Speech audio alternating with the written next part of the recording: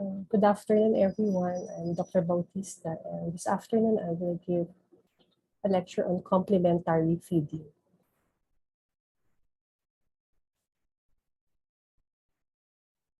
So complementary feeding, it's the transition from exclusive breastfeeding to family foods while breastfeeding is continued, okay? Breastfeeding is advised to be continued until even beyond 2 years of age, okay? So complementary feeding, it is a time also when it's a critical time because it's the time when malnutrition sets in many infants because they transition from complete food, which is breast milk, to inadequate nutrition because of the kind of solid foods that they introduce. So this contributes significantly to high prevalence of malnutrition in children under 5 years of age worldwide. This age group between 6 months to less than 1 year of age. So it may be prepared for the infant at home, okay, or it could be one that's available commercially, okay. So some foods available for family members may just have to be modified to meet the eating skills and needs of the infant. So cut into smaller pieces, mashed, okay, and that's how they are given these solid foods initially twice a day and then increasing in frequency. So it adapts to the developmental milestones also of the infant. So we want to clarify the terms weaning foods and supplementary feeding, okay? It's been widely used before, but they are not synonymous with complementary feeding, okay?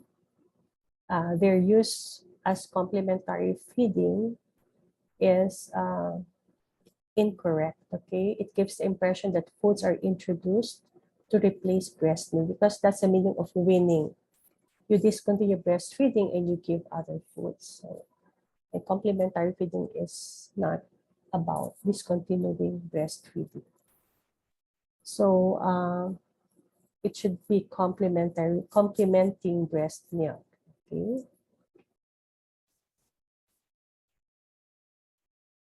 Complementary feeding should be timely, meaning that infants start receiving foods other than breast milk at 6 months onwards, okay?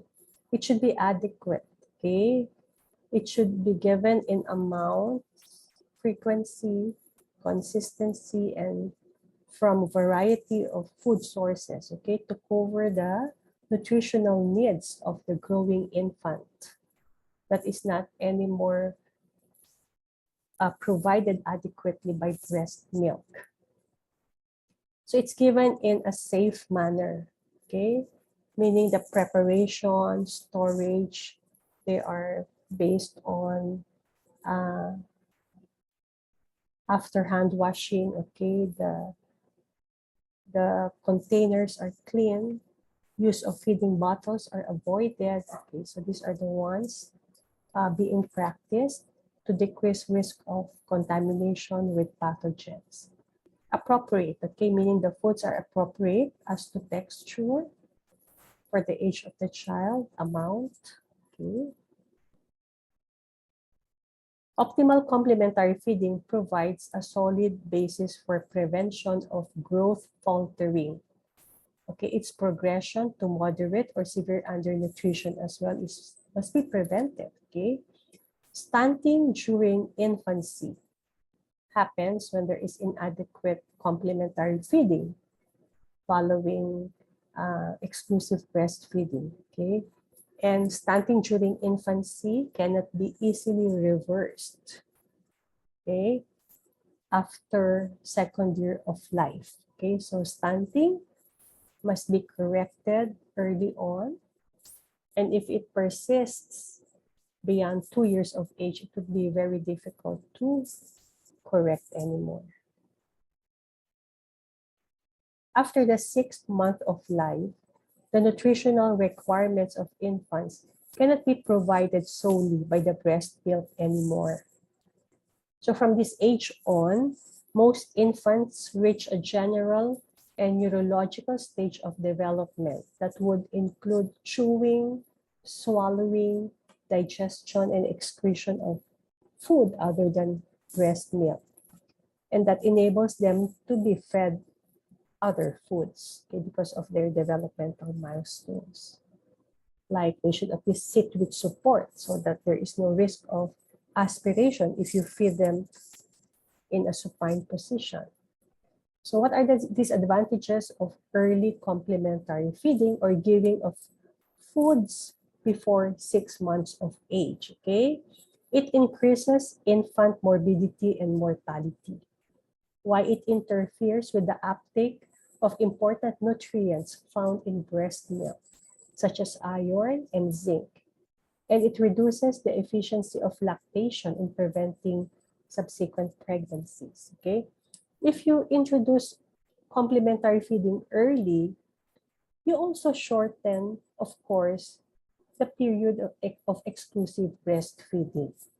Hindi na siya exclusive breastfeeding. So the infant won't get the benefits of prolonged exclusive breastfeeding, supposed to be up to 6 months of age. Complementary foods should have the following characteristics. Okay, that's why it should not just be plain mashed potato. It's incomplete. Okay, it's just carbohydrates. Okay, it lacks most of micronutrients. Okay, it must be appropriate in amount and prepared safely. Okay, we do not add so much salt or spices, but what's added during cooking is generally acceptable. Okay, it must be easy to eat and easily accepted by infants. Remember, they don't have teeth yet, okay? So they can't chew yet. And it must be affordable, and at least must be those that are available at home, okay? There are two sets of World Health Organization guiding principles in complementary feeding. One is for breastfed infants, and another one is for the non-breastfed infant. Okay, 7 of the 9 guidelines for non-breastfed infants are similar to the guidelines for breastfed infants. Okay, so 7 out of 9 are similar to the 7 guiding principles of complementary feeding for breastfed infants. So I will discuss the guidelines for breastfed infants, while the guidelines for non-breastfed infants will be your reading assignment, since there will just be 2 different guidelines for non-breastfed infants. The rest are similar to the breastfed infants guidelines. So the first guideline is that exclusive breastfeeding must be continued until 6 months, and then introduce complementary foods at 6 months while continuing to breastfeed. Okay, we are aware of the protective effects of exclusive breastfeeding against gastrointestinal infections, to name one. It also enhances motor development, exclusive breastfeeding. Okay, so breastfeeding continues to make an important nutritional contribution well beyond the first year of life. That's why it's recommended to be continued even until 2 years of age and beyond. Although inadequate, but it contains important nutrients, okay, that are still relevant, of course, in the development of the infant, motor, neurologic, okay, and for immunity as well. Breast milk is a key source of energy, essential fatty acids, and certain micronutrients. That's why longer duration of breastfeeding is recommended. Fatty acid content of breast milk is higher than most complementary foods. Okay, and it's again essential. Okay, therefore, a longer duration of breastfeeding is associated with greater linear growth. Breast milk is usually maintained during periods of illness. Okay, when the child is sick, or the infant is sick, they will refuse other foods. But if they are breastfed, they would continue to breastfeed. So it's very, very important. And remember, acute illness can be a cause of wasting because of weight loss. Breastfeeding also delays maternal fertility, thereby increasing birth intervals, protecting the subsequent sibling or infant from risk of uh, being born less than 2 years from the previous pregnancy. If birth interval is less than 2 years, the younger infant is at risk of a lot of morbidities because it's a risk factor.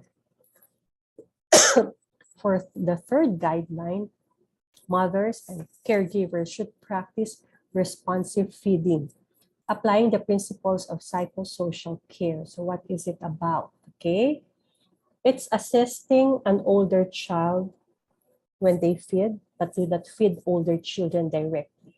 Okay, by being sensitive to their hunger and satiety cues. Okay, you might be giving them big servings and you want them to finish the food.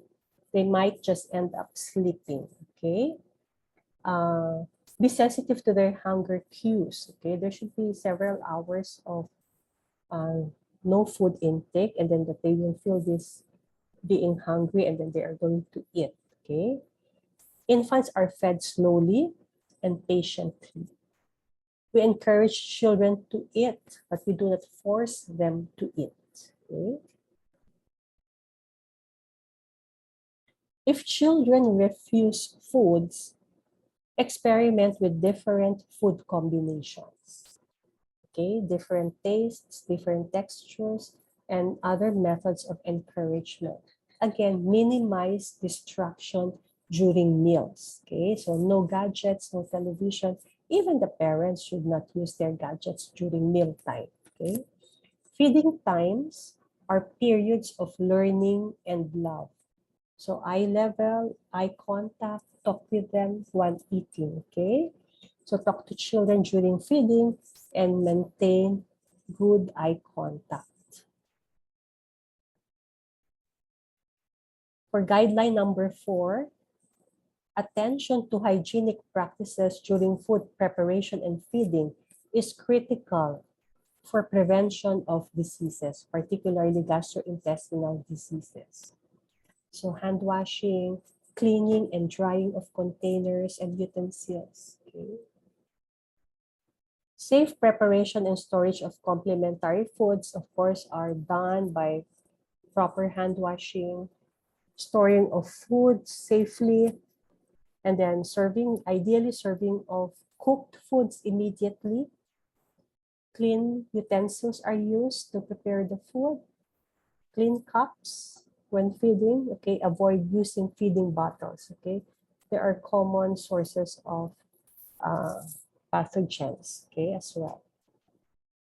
So contaminated complementary foods are the major route of transmission of diarrhea in infants. Okay, for this reason, the higher incidence of diarrhea in the second semester of life coincides with increase in intake of these foods. Okay, when they start eating variety of foods, they are not picking things, putting things in their mouth. Okay, hands are dirty. Okay, so these are also the time when higher incidence of diarrhea is reported.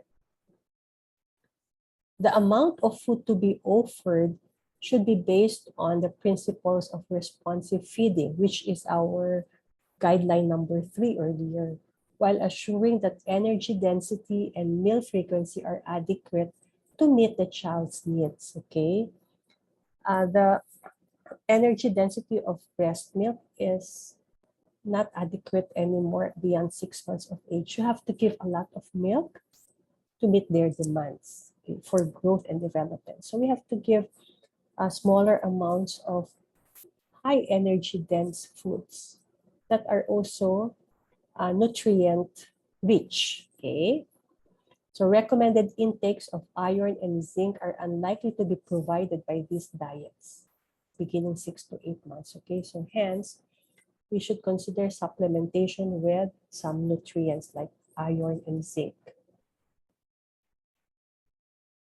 When foods of inappropriate consistency are offered, the child may be unable to consume adequate amount. So we gradually increase the variety of food consistency.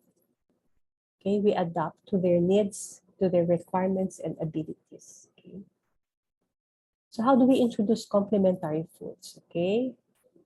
Breastfed infants tend to accept new foods more easily than non-breastfed ones. Okay. Because via the breast milk, they are exposed to different flavors and scents very early on, which vary, supposed to be according to the maternal diet. So the foods should be initially semi-solid and soft in the form of puree and should be crushed, but never sifted or blenderized. So we expose them to a new food 8 to 10 times until accepted. Okay, once they refuse it initially, we can still offer it. Okay, why not blenderize? Because it provides one consistency, smooth.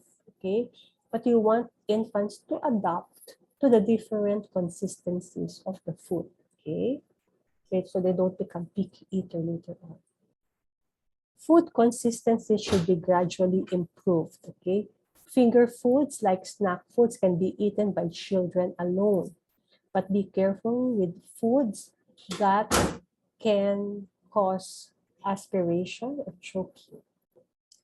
Snacks are defined as foods eaten between meals, usually self-fed, convenient, and easy to prepare. By 12 months of age, most infants can consume family foods. So at 1 year of age, what parents and siblings eat should be the same food that the 1-year-old should be eating. Okay? Again, with anticipatory guidance when it comes to aspiration of food. They should avoid sharp foods and or foods with hard consistency like raw carrots, nuts, whole grapes, and apple slices. So as the infant grows older, there is now an increase in the number of times that the child is fed complementary foods. So shown before you is the recommended frequency of giving solid foods based on age. So the number of feedings depends on the energy density of the foods being offered and the usual amounts consumed at each feeding. Okay. So by 1 year of age, they should have what? Aside from 3 meals a day, they have additional nutritional snacks once or twice a day, plus continued breastfeeding. So based on infants' acceptance, that's the amount and frequency of giving solid food. And it varies from one infant to another, okay? It's also affected by the amount of breast milk ingested, by the satiety, and by the energy density of the complementary foods being offered, okay? It should have fats for satiety as well, okay? So examples of nutritious snacks are soft, fresh fruits, steamed veggies, cheese, pasta, peanut, and almond butter. Okay. And then as they grow older, actually beginning 6 months, try to achieve early on giving a variety of foods, okay, to ensure that nutrient needs are met. The magic word in complementary feeding is variety. Must have variety or must have foods coming from the different sources. Okay. So meat, poultry, fish, or eggs should be eaten daily or as often as possible. Meat, poultry, fish, eggs. Okay. They should be offered at least daily. And these are examples of protein sources. Okay. And there are high quality and easily digestible proteins. Included there is your breast milk. and animal products. Okay, rice mixed with beans rather than just rice or just plain congee, okay, or plain mashed potato. Okay, beans, that's a good source of protein early on. Vitamin A rich fruits and vegetables should be eaten daily. We should provide diets with adequate fat content. Okay, we know the clear health benefits associated with preventing vitamin A deficiency, and the likelihood that consumption of such foods will also help meet the needs for many of the other vitamins. Okay, not just vitamin A. So we avoid giving drinks with low nutrient value, such as what? Iced tea, coffee, probably some would sip coffee, and sugary drinks such as soda.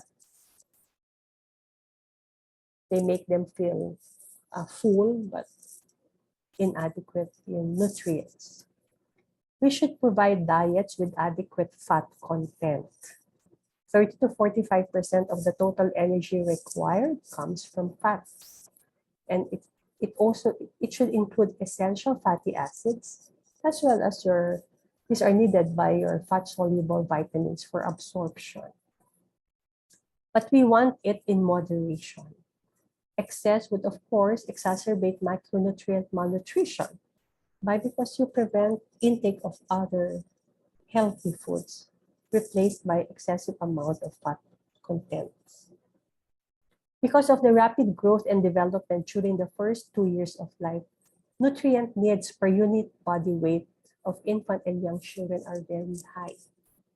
By 9 months of age, complementary foods must supply 97% of the iron requirement and higher percentage of other micronutrients. So you see, breast milk is not adequate anymore, and it must really be coming from complementary foods.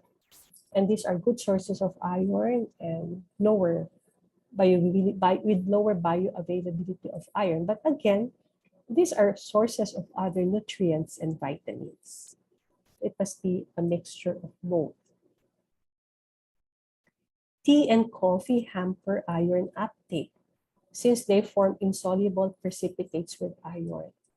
Exclusive breastfeeding provides iron requirements in the first 6 months of life in full-term babies if the mother has no iron deficiency. But once the birth weight of the infant doubles at around 4 months, we should start supplementing with iron as well. Iron supplementation is recommended ideally for 6 months to 24 months, if without access to iron-fortified foods. And then low birth weight infants already need iron beginning at 2 months of age. As I have said earlier, sugary drinks such as soda should be avoided because they contribute little other than energy and thereby decrease the child's appetite for more nutritious foods. Okay. For some, if it can't be avoided, I would advise must drink it together with a nutritious meal, muna, so that they will drink less, or if there is craving, or if there's just a party once in a while. But we advise parents not to include this in their groceries, okay? Because what they put in the refrigerator is what will be the food choices of the infant when he or she grows older. So varied diet, as I have said earlier, the magic word is variety. If you are giving varied diet, you should initially offer low sugar, low salt foods as well. Okay. So we feed infants a variety of foods to ensure that nutrient needs are met. Okay, we have meat, poultry, fish, or eggs, which are to be eaten daily or as often as possible. Availability of variety of foods in the household is not solely the basis of success in complementary feeding. Not just the food, but also the feeding practices of caregivers. Okay, it enhances good eating habits and prevents anorexia caused by monotonous foods. The amounts of plant-based or animal-sourced unfortified foods that can be feasibly consumed by infants are insufficient to meet the gaps in some micronutrients. Hence, food fortification or use of vitamin mineral supplements is recommended in infants who are picky eaters. They are not getting adequate nutrients because they are only eating chicken and rice. Okay? So they need multivitamin supplementation, even if the child or the infant, I say, is obese or large, okay? Could still be nutrient deficient. So we check on the diet. When giving complementary foods, infants should use appropriate size spoon and glass. Again, avoid use of baby bottles. Okay? It can be offered before or after breastfeeding. And fruit juices should be limited to 180 to 240 ml per day. Okay? During illness, the need for fluids is often higher than normal, and sick children would prefer breast milk to other foods. So continued breastfeeding during illness is advisable. After illness, the child needs greater nutrient intake to make up for nutrient losses during illness. So therefore, giving of nutritious foods, especially during recovery from illness and even beyond, is important to prevent malnutrition following acute illness.